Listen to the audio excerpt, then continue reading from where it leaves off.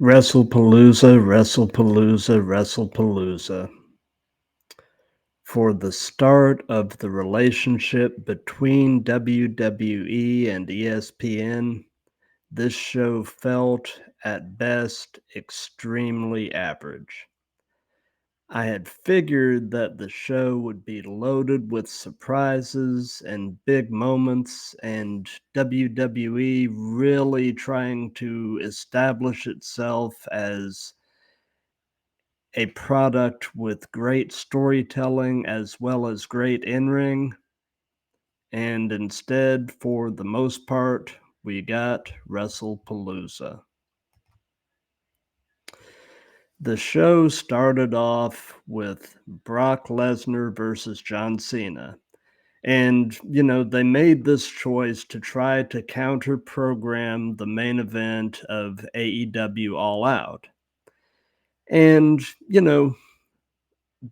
everything started off with a lot of promise. We had Paul Heyman come out to do the ring introduction for Lesnar, which, harkened back to that whole previous relationship, which was kind of cool.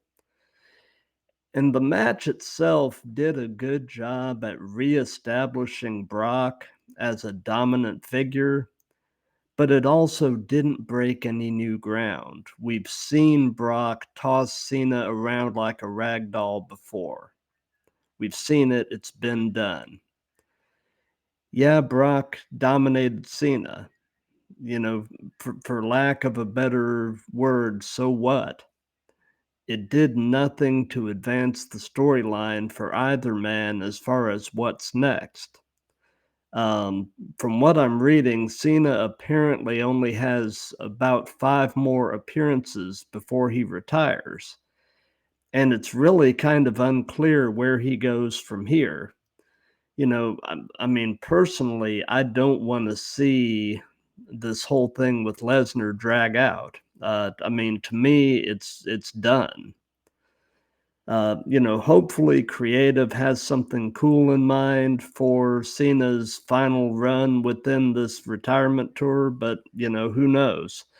I had hoped that someone would have come out to make the save for Cena and kind of set up where what might be next, at least for Lesnar, but nothing. I felt like the ball got dropped for this match on so many levels and in so many ways.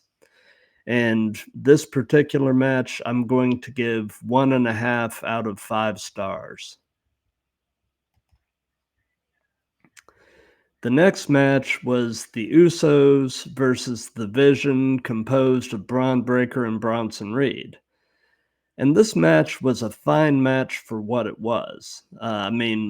All 4 of these guys put on a good match. I didn't really like the inclusion of LA Knight as the special referee, as just being honest, I didn't think it was necessary, and it was honestly kind of annoying and detracted from the match overall. And I feel like they're dragging out the who's going to turn heel, LA Knight or Jey Uso thing for far too long. I'm at the point where I really don't even care anymore. Just turn one of them and be done with it. And like I said, the match itself was fine. It was fun. It had some cool moments. But again, nothing terribly earth shattering. And this match, I'll give 3 out of 5 stars. It was definitely serviceable, definitely fun, definitely watchable. Next match. This was actually one of the few truly bright spots of the show. Io Sky and Stephanie Vaquer for the vacant Women's World Championship. And this match had some great wrestling, a lot of cool reversals, and it really showcased both of these women's in-ring abilities. Um, and, the match was so much fun that honestly, I would have been completely satisfied with either outcome. but I am happy that Stephanie Vaquer is the new women's champion. The finishing sequence with the spiral tap was extremely well executed, and the post-match sequence with the respect between Io Sky and Stephanie, I really dug. I like those type of moments. And the other post-match moment between Stephanie and her dad was also a pretty cool moment.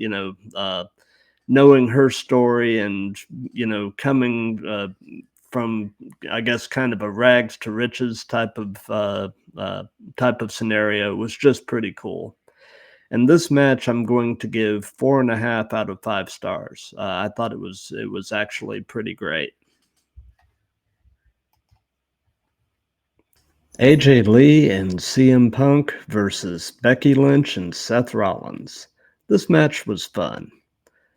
I enjoyed Becky and Seth doing the cowardly heel act to start things off. And, I'm going to be the first to admit here, during the time that AJ Lee had her initial run was a point in my life where I was largely checked out as far as professional wrestling went. Don't get me wrong, I've seen AJ's stuff on the web and such, but this is really my first time experiencing AJ as it happens, so to speak. And she's a lot of fun. And my wife is actually a brand new wrestling fan, and she has completely fallen in love with AJ Lee. So it's actually really been a lot of fun watching this story arc with her and also watching this match last night with her. And the ending sequence of the match with the double announce desk spot where Becky threw AJ was pretty neat. And then seeing AJ lock the Black Widow onto Becky and force the tap out was definitely fun. Like I said, fun match, had a feel good moment as the ending. And it was definitely a nice addition to WrestlePalooza. And this particular match, I'll give 4 out of 5 stars to. And then the main event, Cody Rhodes versus Drew McIntyre for the undisputed WWE Championship. Knowing that this was the main event of the first ESPN WWE show, I had high expectations. The whole match, I felt like I was waiting for the other shoe to drop, waiting for the big moment, waiting for something that would have us all talking the next day. And it never came. This is, like I've said, and this is kind of a common thread with my review of WrestlePalooza. This is not a knock on Cody or Drew. They are both great workers and put together a very good match for what they had to work with. This is a knock on creative. I know that I can't be the only one to feel like Cody's babyface run is becoming very, very stale. All of his matches, at least to me, are starting to feel very formulaic and very derivative.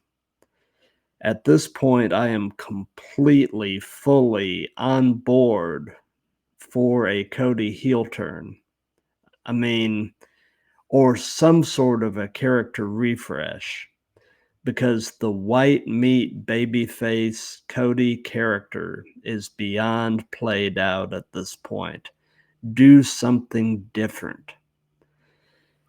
Like I said, not a knock on Cody, not a knock on Drew, but I'm going to give this match 2.25 stars out of 5. It just didn't tell a story that was really worth telling, especially not on a show that should have been the caliber of what WrestlePalooza should have been. So, overall, like I said at the beginning, WrestlePalooza was average at best. I don't feel like WWE really put their best foot forward for their premiere on ESPN. Having seen the show now, I'm glad I did the old VPN trick with Netflix and didn't shell out the $30 to ESPN. And again, I'm going to say it again, this is no way a knock on the talent. I thought all of the talent actually did a really good job with what they were given. I just feel like WWE Creative is in a very stale phase right now, and the booking is almost on autopilot. So I'm thinking it may be time for some kind of a shakeup on the creative team. Maybe bring in some new faces, some new ideas, and take some chances. Safe booking choices don't always produce the iconic moments that a show like this should have had at least a couple of. Overall, I will rate WrestlePalooza as 2.5 stars out of 5, and honestly, that may be a little generous. Um, Hoping for better things going forward, and we'll see you soon.